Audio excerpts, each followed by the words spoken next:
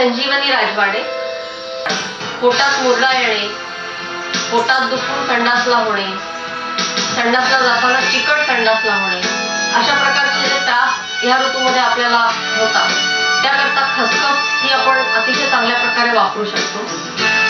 खसखस थोडा वेळ पाण्यात भिजवून वाटून घ्यायची आणि त्यातला पाव चमचा खसखस सकाळ दुपार संध्याकाळ आपण पोटामध्ये घ्यायची किंवा नुसतीच खसखस कोरडी वाटून घ्यायची आणि मधामध्ये मिक्स करून पाव चमचा 3 वेळेला घ्यायची. असं केल्यानंतर पोटातला मुरडा तर तुमचा 15 मिनिटात थांबतो. शिवाय संडासला पातळ होणे, चिकट होणे अशा प्रकारचे त्रास जे असतात ते सुद्धा 1 ते 2 दिवसामध्ये कमी होतात. पोट अतिशय शांत वाटतं, खाल्लेलं पचायला लागतं आणि भूक सुद्धा लागते. ज्यांना गोड आवडत असेल त्यांनी खीर करताना सुद्धा खसखस वाटून जर त्यात टाकली तरी सुद्धा आपल्याला त्याचा चांगला उपयोग होऊ शकतो.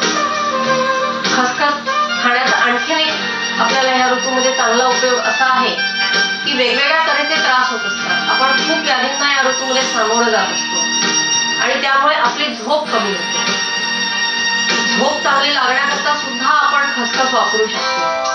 वाटलेली खसखस रात्री झोपताना आपण चमचाभर जर गरम पाण्याबरोबर घेतली किंवा गरम दुधामध्ये साखर टाकून त्याबरोबर जर घेतली तर रात्री अतिशय शांत झोप लागते आणि वेगवेगळ्या रोगांमुळे आपण जे त्रस्त झालेलो असतो त्यापासून निश्चितपणे आराम मिळतो. खसखशीमध्ये कॅल्शियम भरपूर आहे, व्हिटॅमिन सी सुद्धा आहे, व्हिटॅमिन ए आहे.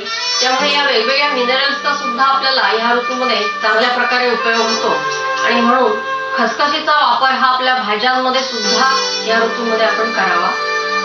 नमस्कार.